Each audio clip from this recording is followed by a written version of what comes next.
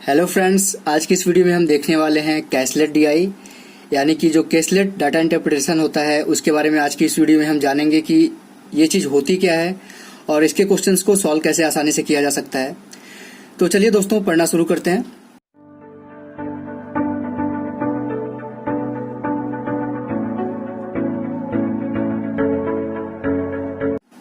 Hello friends, मेरा नाम है रोशन और आप सभी का आपके अपने यूट्यूब चैनल रोशन की क्लास में एक बार फिर से बहुत बहुत स्वागत है। आज की जो वीडियो है हमारी वो IBPS RRB PO और क्लर्क दोनों के लिए है, क्योंकि आज आपको पता है कि कैशलेट जो डीआई है वो आपके PO के एग्जाम में भी, जैसे 3 डीआई अगर आपके एग्जाम में आ रही है मैथ में, तो उसमें से एक आपका कंपलसरी हो गया। लगभग 90% चांस होता है कि कैशलेट डीआई ही आती है, चाहे वो PO का एग्जाम हो चाहे क्लर्क का एग्जाम हो। तो और अगर आप घर से प्रैक्टिस करके नहीं जाएंगे कैशलेट डीआई का, तो वहाँ पे आप लोग देखते हैं तो होता तो बहुत सिंपल है कैशलेट डीआई, लेकिन उसको अगर आप प्रैक्टिस करके नहीं जाएंगे घर से तो वहाँ पे आप करते नहीं, वहाँ पे ट्राई ही नहीं करते उस चीज़ को। लगता है आपको कि ये बहुत कठिन होगा और छोड़ के आगे बढ़ जाते हैं। तो आज की इस वीडियो में मैं आप लोगों को बताऊंगा कि कैशलेट डीआई कैसे सॉल्व की जाती है और इसके डर को मैं यहाँ पे भगाने की कोशिश करूंगा। तो पूरी वीडियो बहुत ध्यान से देख लीजिएगा आप लोग अगर आज की वीडियो देखते हैं, एक ही क्वेश्चन दिखाऊंगा, एक क्वेश्चन को मैं अच्छे से एक्सप्लेन करूंगा, जिससे आप लोगों का जो कॉन्सेप्ट है कैशलेट डीआई का वो क्लियर हो जाएगा। और जो ये क्वेश्चन मैं लेके आया हूँ ये आपके 2019 के SBI PO के प्री का है, ये कैशलेट डीआई है। तो ये मत सोचिएगा कि ये आपके लिए मैंने कहीं से ऐसे ही सिंपल सा क्वेश्चन उठा के ले आ रहा हूँ आप लोगों को दिखाने के लिए। ये आया हुआ है, वो भी SBI के PO के प्री एग्जाम में आया हुआ है, तो सोच सकते हैं कि कितना अच्छा क्वेश्चन होगा। तो क्वेश्चन को अच्छे से समझने की कोशिश करिएगा। अगर आप कैशलेट डीआई में कुछ होता नहीं है, किसी भी टॉपिक के ऊपर, मतलब वो आपके किसी भी टॉपिक, मैथ के किसी भी टॉपिक से कैशलेट डीआई बना सकते हैं। आज का जो यहाँ पे हम डीआई देखेंगे वो आपका किससे है, SICI से है, यानी कि सिंपल इंटरेस्ट और कंपाउंड इंटरेस्ट के ऊपर है। तो कैशलेट डीआई में इसीलिए ये थोड़ा सा टफ लोगों को लगता है कि यहाँ पे कोई टॉपिक क्लियर नहीं होता। किसी भी टॉपिक से वो उठा के, टाइम वर्क हो गया, स्पीड टाइम डिस्टेंस हो गया, किसी भी टॉपिक से उठा के यहाँ पे ला सकते हैं इसके क्वेश्चन को। तो चलिए देखते हैं आज का क्वेश्चन कैसे यहाँ पे सॉल्व किया जाएगा। सबसे पहले क्वेश्चन पढ़ने की कोशिश करते हैं। आप लोगों को पूरा क्वेश्चन दिख रहा होगा इस समय, आप लोग इसको वीडियो रोक के आप क्वेश्चन को अपनी कॉपी में, नोट्स में नोट कर लीजिएगा इसको अच्छी तरीके से। उसके बाद मैं इस क्वेश्चन को हटा दूंगा, क्योंकि अगर मैं यहाँ पे आपको क्वेश्चन दिखाता रहूंगा तो मैं इसको सॉल्व जहाँ पे करूंगा वो चीजें नहीं दिखा पाऊंगा। तो क्वेश्चन आप वीडियो रोक के नोट कर लीजिएगा। तो दोस्तों, अब मैं आशा करता हूँ आपने क्वेश्चन नोट कर लिया होगा। अभी मैं इस क्वेश्चन को ऊपर करता हूँ। अब इस क्वेश्चन को मैं पढ़ते जाऊंगा और इसको यहाँ पे मैं कैशलेट है तो उसको एक डाटा इसका बना के रख लेता हूँ। अब जरूरी नहीं है कि कैशलेट डीआई है तो वो टेबल ही हो, या फिर कैशलेट डीआई है तो वो बार हो, कोई कंपलसरी नहीं है। वो किसी भी चीज, किसी भी थ्रू आप डाटा इसका कैप्चर कर सकते हैं। तो अगर एक बार आप डाटा इसका पूरा ड्रॉ कर लिए तो आपका क्वेश्चन कुछ नहीं होगा, सिंपल सा क्वेश्चन बन जाएगा। बस आपको जो थ्योरी दी गई है इसको आपको एक टेबल फॉर्म में या फिर बार ग्राफ में जो भी दिया होगा, जिससे आप समझ सकते हैं आसानी से, उस तरीके से इसको एक्सप्लेन कर लीजिए। तो चलिए अब पढ़ना शुरू करते हैं। इसको यहाँ पे लिखते हैं। उसके बाद टेबल में यहाँ बोल रहा है, इस क्वेश्चन में सबसे पहले बोल रहा है कि यहाँ पर 3 व्यक्ति हैं ABC, जिसमें से प्रत्येक ने 2 विभिन्न योजनाओं, यानी कि यहाँ पे 2 योजनाएं हैं, S1 और S2, और 3 लोग हैं ABC। इन तीनों व्यक्तियों ने S1 और S2 योजनाओं में कुछ पैसा इन्वेस्ट किया है, और कैसे कैसे इन्वेस्ट किया इसी के बारे में इस पूरे क्वेश्चन में बताया गया है। तो उसके बाद यहाँ पे देख लीजिए, लिखा गया है कि A जो है वो S1 योजना में 2 वर्ष के लिए 80,000 रुपये इन्वेस्ट करता है, यानी कि निवेश करता है। यानी कि यहाँ पे 80,000 जो A है वो S1 में 80,000 इन्वेस्ट करता है। कितने साल के लिए? 2 साल के लिए। तो आपको पता है यहाँ पे सबसे पहले आपको बेसिक कॉन्सेप्ट क्लियर होना चाहिए आपका SICI का, यानी कि साधारण ब्याज और चक्रवृद्धि ब्याज का। तो अगर उसके बारे में नहीं पता है तो आप इस क्वेश्चन को नहीं कर पाएंगे। और यहाँ पे पार्टनरशिप के बारे में भी आपको पता होना चाहिए, ठीक, क्योंकि ये सारी चीजें इस क्वेश्चन में यूज होंगी। साधारण ब्याज और चक्रवृद्धि ब्याज भी इसमें यूज होगा, और आपका पार्टनरशिप का सारा कॉन्सेप्ट इसमें यूज होगा। तो पार्टनरशिप में देखिए क्या करते हैं, जितना पैसा आप इन्वेस्ट करते हैं जितने समय के लिए, उसका यहाँ पे इस तरीके से लिख देते हैं। जितना पैसा इन्वेस्ट कर रहे हैं, 80,000 इन्वेस्ट कर रहे हैं 2 साल के लिए, तो उसको 2 से गुणा कर देंगे। अब उसके बाद बोल रहा है कि जो A ही है वो S2, आपके जो योजना S2 है उसमें 4 वर्षों के लिए 30,000 रुपये इन्वेस्ट करता है। यानी कि 30,000 रुपये वो कितने साल के लिए इन्वेस्ट कर रहा है? 4 साल के लिए S2 योजना में। उसके बाद बोल रहा है B योजना S1 में 30,000 रुपये 3 वर्ष के लिए निवेश करता है। यानी कि जो B है वो S1 योजना में 30,000 रुपये इन्वेस्ट करता है। कितने वर्ष के लिए? 3 वर्ष के लिए, यानी कि 3 का गुणा हो जाएगा। उसके बाद लिखा है कि S2 जो है B वो S2 में निवेश नहीं करता, यानी कि इसको ब्लैंक छोड़ दे, इसमें S2 में B निवेश नहीं कर रहा है। उसके बाद सी के बारे में यहाँ पे बोला जा रहा है कि उसके पहले बोला गया कि बी अपनी कार बेच के 10,000 लाभ कमाता है।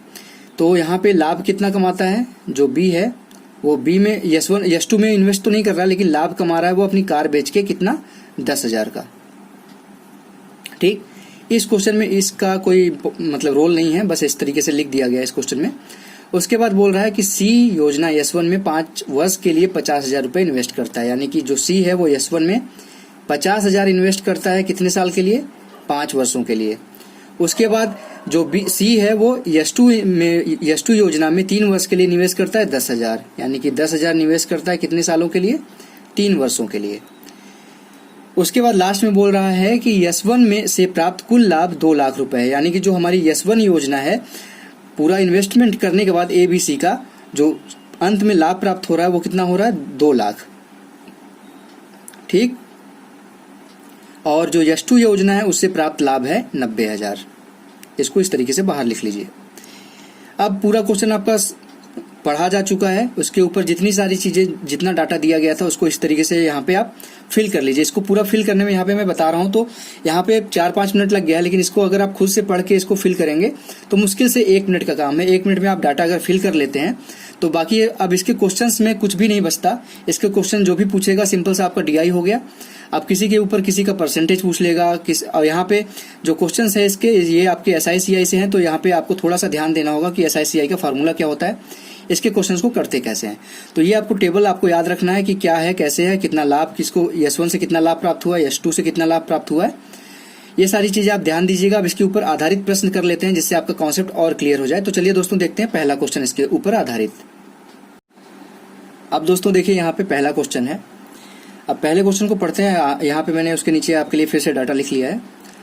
अब पहला क्वेश्चन बोल रहा है कि ए द्वारा योजना यस1 से अर्जित लाभ जितना उसको लाभ प्राप्त हुआ है, सी द्वारा यस2 से अर्जित किए गए लाभ का कितना प्रतिशत है।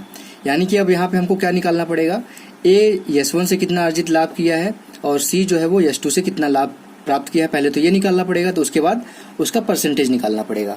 तो यहाँ पे लाभ के लिए क्या करते हैं, सबसे पहले कि उन्होंने कितने रेशियो में इन्वेस्ट किया है, तो पहले ए लिखते हैं, यहाँ पे बी लिखते हैं और सी लिखते हैं। ठीक, अब उसके बाद देखिए ए ने इन्वेस्ट किया है 80,000। ठीक है, 80,000 कितने साल के लिए, 2 साल के लिए। बी ने कितना इन्वेस्ट किया है, यस1 की हम यहाँ पे बात कर रहे हैं। बी ने 30,000 इन्वेस्ट किया है, कितने साल के लिए, 3 साल के लिए। और सी ने यस1 योजना में कितना इन्वेस्ट किया है, 50,000 इन्वेस्ट किया है, कितने साल के लिए, 5 साल के लिए। ठीक, अब इसके बाद देखेंगे तो यहाँ पे 4 जीरो यहाँ पे है, 4 जीरो यहाँ पे है, 4 जीरो यहाँ पे, तो ये पूरा का पूरा कट कर सकते हैं आप। ठीक, उसके बाद ये आ गया आपका 16, 8 गुणे 2 16 हो गया। 16 अनुपाते 3 गुणे 3 यानी कि 3 जा 9 हो गया, अनुपाते 5 जा यानी कि 5 गुणे 5 25 हो गया। ठीक, अब यहाँ पे देखिए ये अनुपात आ गया 16 अनुपाते 9 अनुपाते 25, यानी कि ए और बी और सी का अनुपात यहाँ पे पता चल गया आपको। अब इन सभी का अनुपात का लाभ कितना है इनको पता है, आपको पता है कि 2 लाख इनको लाभ मिला था यस1 से। यहाँ पे यस1 की बात हो रही है, 2 लाख प्राप्त हुआ था और इनका रेशियो कितना है, 16, 9 और 25। आपको मैंने लाभ हानि जब बताया था तो वहां पे मैंने आपको बताया था कि जितना रेशियो है यही तो पूरा अमाउंट मिला के 2 लाख होगा। तो यानी कि 25 9 कितना होता है, 25 9 34 और 16 कितना हुआ, 34 16 50। 50 जो यूनिट है यहाँ पे उसी के बराबर आपका कितना है, 2 लाख है। तो 1 यूनिट बराबर कितना हो जाएगा, 50 यूनिट बराबर अगर है आपका 2 लाख तो 1 यूनिट बराबर हो जाएगा आपका 4,000। तो यहाँ पे 4,000 से सभी में गुणा कर दीजिए। 16 गुणे 4,000 करेंगे तो कितना आएगा, 16 चौका 64 यानी कि 64,000 ये आ जाएगा। और यहाँ पे 9 चौक 36,000 आ जाएगा, 36,000 हो जाएगा। और 25 का गुणा अगर 4 में करेंगे तो कितना आएगा, 1 लाख आ जाएगा यहाँ पे। ठीक, ये आपका लाभ पता चल गया कि ए ने यस1 योजना से कितना लाभ प्राप्त किया था, इससे हमको पता चल गया। अब अगर यस2 के बारे में हमको पता करना है, क्योंकि हमको ये पूछा गया है कि सी यस2 से कितना अर्जित लाभ करता है, तो यस2 में आप देखेंगे कि बी ने तो कोई इन्वेस्टमेंट किया ही नहीं है। तो यस2 का अगर हमको पता करना है तो हमको यहाँ पे देखेंगे कि जो 30,000 है वो ए ने इन्वेस्ट किया था कितने साल के लिए, 4 के लिए।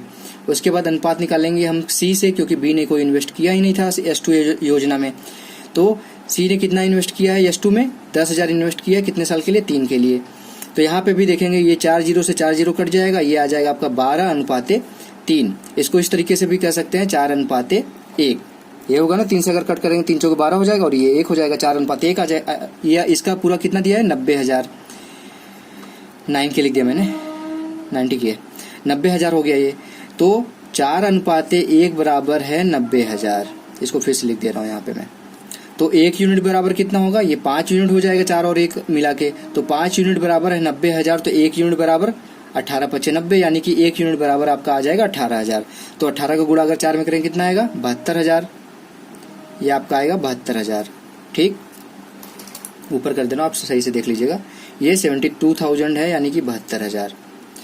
अनुपात में क्या आएगा, 18 का गुणा 1 में करेंगे तो 18,000 आएगा। यानी कि यहाँ पे जो सी को लाभ प्राप्त हुआ है, ये तो ए का लाभ है और ये सी का लाभ है, यानी कि यस2 योजना से सी को जो लाभ प्राप्त हुआ है वो 18,000 है, और यस1 योजना से जो लाभ प्राप्त हुआ है ए को वो है 64,000। ठीक, अब इसी का परसेंटेज निकालना है। तो परसेंटेज निकालने में कुछ करना नहीं होता आपको, सिंपल सा आप 64,000 बटे 18,000 गुणे 100 कर दीजिए, आपका आंसर आ जाएगा। तो अगर इसको आप यहाँ पे मैं नीचे कहिए तो सॉल्व करके, यहाँ पे ऊपर थोड़ा सा जगह यहीं पे सॉल्व करके दिखा दे रहा हूँ मैं आपको।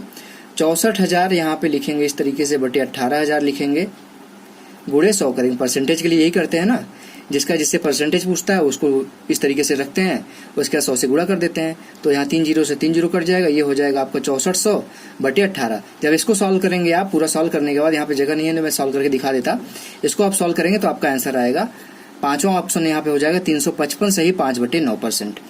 तो आशा करता हूँ आपको पहला ऑप्शन यहाँ पे, पहला क्वेश्चन आपको क्लियर हो गया होगा। अगर पहला क्वेश्चन क्लियर हो गया हो दोस्तों, तो अब बढ़ते हैं अपने अगले क्वेश्चन की तरफ, दूसरे क्वेश्चन की तरफ। तो ध्यान से देखिएगा यहाँ पे दूसरा क्वेश्चन क्या पूछ रहा है। सबसे पहले क्वेश्चन पढ़ने की कोशिश करिए। सबसे पहले अगर मैथ का कोई आप क्वेश्चन यहाँ पे सॉल्व कर रहे हैं तो सबसे पहला क्या काम किया जाता है, क्वेश्चन को सॉल्व किया जाता है। क्वेश्चन को सॉल्व करने के लिए क्या करेंगे, सबसे पहले क्वेश्चन को ध्यान से पढ़ेंगे। तो क्वेश्चन को सबसे पहले ध्यान से पढ़िए कि क्या बोल रहा है क्वेश्चन, उसकी लैंग्वेज क्या है। यहाँ पे देखिए बोल रहा है, यदि दोनों योजनाओं में ए की निवेश की गई राशि और ए द्वारा दोनों योजनाओं में अर्जित किए गए कुल लाभ को चक्रवृद्धि ब्याज पर 20% वार्षिक ब्याज दर पर निवेश करते हैं तो 2 वर्षों में प्राप्त कुल चक्रवृद्धि ब्याज ज्ञात करें। यानी कि सिर्फ ए के बारे में यहाँ पे बोला जा रहा है और किसी के बारे में यहाँ पे नहीं बोला गया है।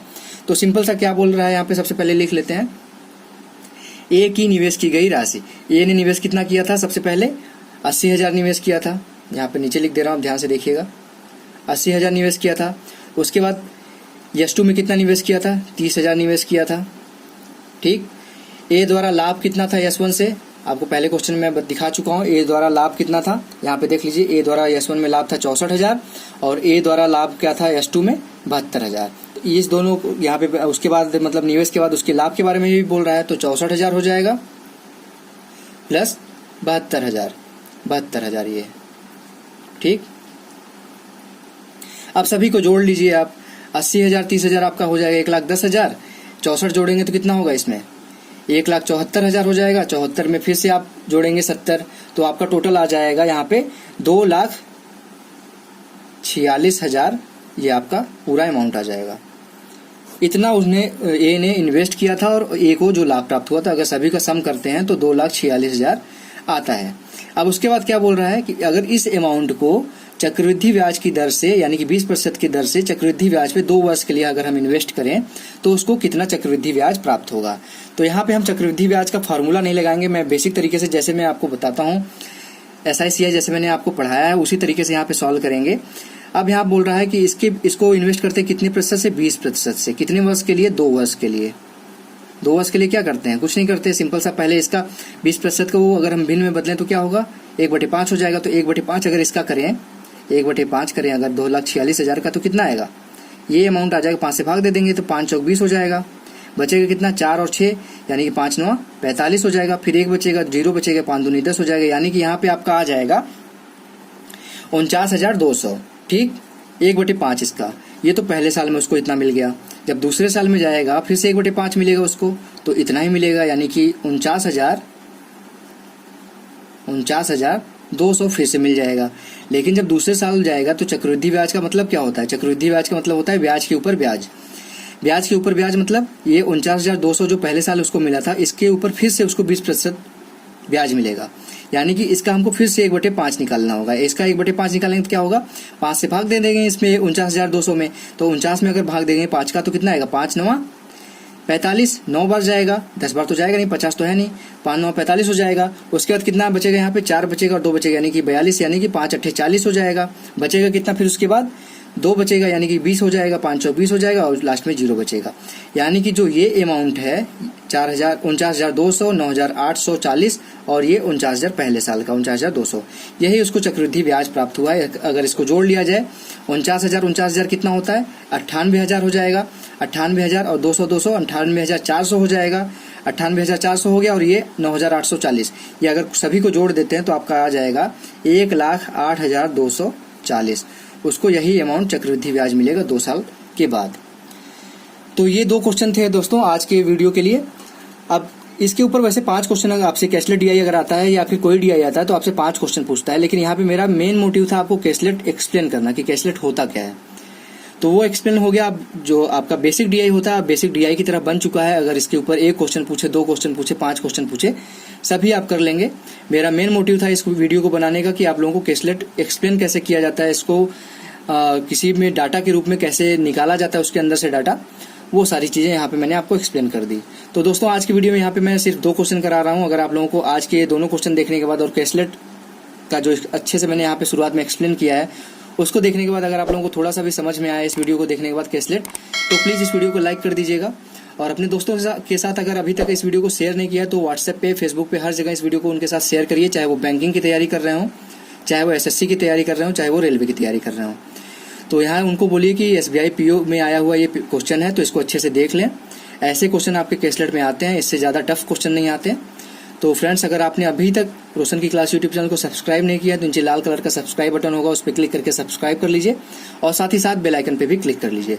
तो फ्रेंड्स मिलते हैं नेक्स्ट वीडियो में, तब तक के लिए आप लोगों का बहुत बहुत धन्यवाद। जय हिंद, वंदे मातरम।